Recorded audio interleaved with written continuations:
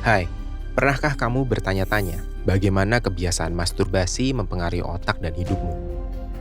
Banyak orang melakukannya, tapi jarang yang benar-benar paham apa yang terjadi di balik layar pikiran mereka. Santai aja, video ini bukan buat menghakimi atau bikin kamu ngerasa bersalah.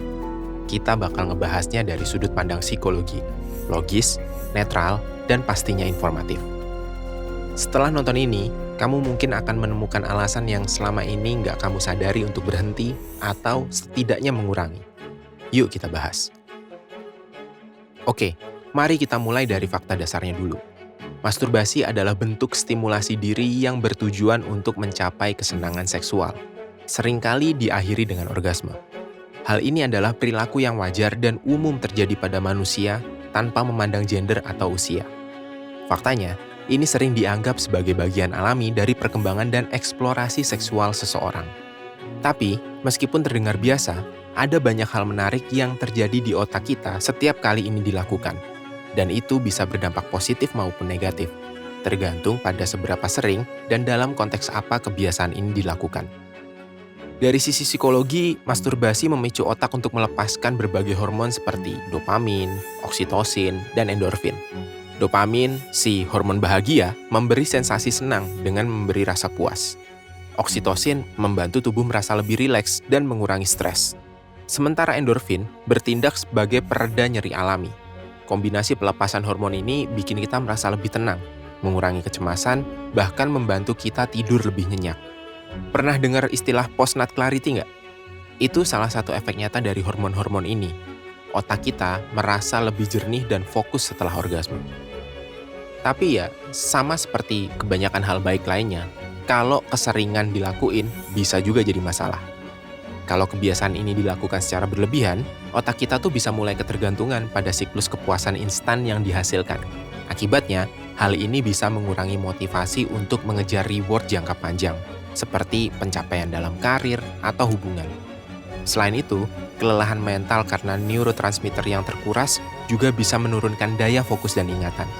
Jadi, meskipun ada sisi positifnya, penting banget untuk memahami batasannya agar kebiasaan ini nggak mengganggu keseimbangan hidup kita. Salah satu masalah utama kalau masturbasi dilakukan terlalu sering adalah otak kita jadi malas mengejar hal-hal yang lebih menantang. Kenapa? Karena setiap kali orgasme, otak kita mendapatkan reward instan berupa pelepasan dopamin. Ini bikin kita merasa puas tanpa harus berusaha keras. Masalahnya, kalau kebiasaan ini terus berulang, otak mulai terbiasa mengambil jalan pintas untuk merasa senang. Akibatnya, motivasi buat mengejar tujuan jangka panjang seperti belajar, bekerja, atau mengejar mimpi-mimpi besar bisa menurun drastis. Kita tuh jadi kejebak dalam lingkaran comfort zone yang nyaman, tapi stagnan. Selain itu, ada resiko otak kita jadi terprogram untuk mencari kesenangan jangka pendek. Inilah yang disebut potensi kecanduan. Sama seperti kecanduan makanan manis atau video game, masturbasi yang berlebihan bisa menciptakan siklus di mana otak terus-menerus menginginkan sensasi yang sama. Parahnya, ini bisa mengganggu aktivitas sehari-hari, mulai dari sulit konsentrasi, menunda-nunda pekerjaan, sampai mempengaruhi pola tidur. Kalau ini dibiarkan, hal ini tuh nggak cuma menguras energi dan mental, tapi juga bikin kita kesulitan menikmati hal-hal sederhana yang sebenarnya penting dalam hidup. Masalah lain yang sering muncul adalah dampaknya pada hubungan sosial atau romantis. Ketika terlalu sering masturbasi, terutama jika disertai dengan konsumsi konten dewasa, otak kita bisa menciptakan standar atau preferensi seksual yang nggak realistis. Ini bisa bikin kita sulit terhubung secara emosional dengan pasangan, atau bahkan mengurangi keinginan untuk membangun hubungan yang nyata.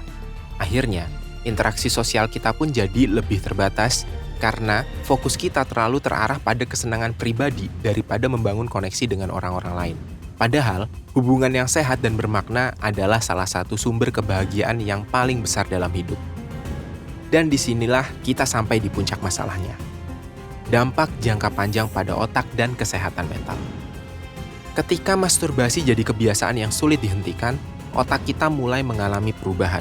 Siklus dopamin yang terus-menerus dipicu ini bisa membuat kita kehilangan sensitivitas terhadap hal-hal lain yang biasanya bikin senang, kayak nongkrong sama temen, menjalani hobi, atau bahkan momen kecil seperti menikmati makanan enak. Semua jadi kerasa kayak nggak ada rasanya gitu, karena otak sudah terbiasa dengan reward instan. Masalahnya nggak berhenti di situ juga. Ada juga rasa bersalah atau malu yang sering muncul setelah melakukannya. Terutama kalau ini bertentangan dengan nilai pribadi atau kepercayaan yang kita pegang. Perasaan ini, kalau dibiarkan, bisa menumpuk dan mengarah ke kecemasan atau bahkan depresi. Dan lebih buruk lagi, masturbasi seringkali jadi pelarian dari stres atau emosi negatif, yang malah bikin kita jadi kejebak dalam lingkaran setan. Semakin stres, semakin sering melakukannya, dan semakin sulit untuk keluar dari siklus ini. Oke, jadi bagaimana caranya keluar dari siklus ini?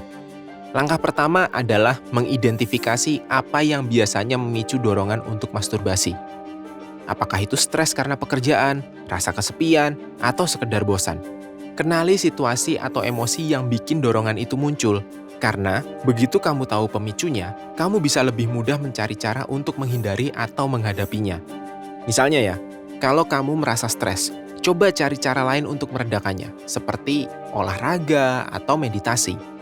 Dengan memahami pemicu, kamu bisa mulai mengontrol kebiasaan ini jadi lebih baik. Setelah tahu pemicunya, langkah selanjutnya adalah mengganti kebiasaan itu dengan aktivitas yang positif. Cobalah untuk menyibukkan diri dengan hal-hal yang bikin kamu lebih produktif dan merasa lebih baik. Kayak yang tadi aku bilang, olahraga misalnya. Bisa jadi cara yang ampuh untuk meredakan stres dan meningkatkan suasana hati. Atau, kamu bisa mencoba belajar keterampilan baru seperti menggambar kek, menulis kek, atau bermain alat musik. Sesuatu yang bikin otak kamu tuh teralihkan dan lebih fokus ke hal positif. Jangan biarin waktu luang hanya diisi dengan kebiasaan yang nggak membawa manfaat jangka panjang. Selain itu, latih juga mindfulness atau kesadaran diri. Mindfulness membantu kita belajar untuk mengendalikan pikiran dan dorongan tanpa langsung bertindak. Ketika dorongan itu muncul, coba berhenti sejenak, tarik nafas, dan pikirkan efek jangka panjangnya yang tadi aku bilang. Apakah ini benar-benar memberikan kepuasan? Atau justru membuat kamu merasa lebih buruk setelahnya? Dengan latihan yang konsisten, kamu bisa semakin terbiasa untuk menanggapi dorongan-dorongan tersebut dengan lebih bijaksana tanpa terjebak dalam kebiasaan yang merugikan. Dan yang gak kalah penting, cari dukungan. Jangan merasa kamu harus melakukannya sendirian. Cobalah untuk berbicara dengan seseorang yang kamu percayai. Bisa teman dekat, keluarga, atau bahkan mungkin seorang profesional. Jika kamu merasa kebiasaan ini sudah mulai mengganggu hidupmu, nggak ada salahnya loh untuk mencari bantuan lebih lanjut. Seorang psikolog, psikiater, terapis, atau konselor bisa membantu memberikan perspektif dan strategi yang lebih mendalam untuk mengatasinya.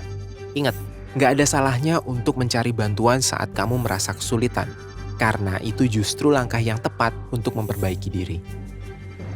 Ingat, berhenti dari kebiasaan apapun, termasuk masturbasi, adalah perjalanan pribadi yang butuh waktu. Kamu nggak akan berubah dalam semalam dan itu nggak apa-apa. Setiap langkah kecil yang kamu ambil menuju perubahan adalah kemenangan. Jadi, jangan terlalu keras sama diri kamu sendiri jika kamu kadang kegoda. Prosesnya bisa panjang, tapi yang penting adalah kamu tetap berusaha dan nggak menyerah. Ini bukan tentang menjadi sempurna, tapi tentang menjadi versi dirimu yang lebih baik setiap harinya. Dengan lebih banyak kontrol, lebih banyak kesadaran diri, dan lebih banyak pilihan positif dalam hidup. Jadi yuk kita diskusi di kolom komentar. Kalau misalnya kamu punya pengalaman atau tips yang bisa membantu orang lain dalam perjalanan ini, jangan ragu untuk berbagi. Ingat, kita semua sedang berusaha menjadi lebih baik, dan saling mendukung itu penting banget. Kalau kamu merasa video ini membantu, jangan lupa like, subscribe, dan share, supaya lebih banyak orang bisa mendapatkan manfaatnya. Semangat untuk perjalananmu, dan ingat, setiap hari adalah kesempatan baru untuk berubah.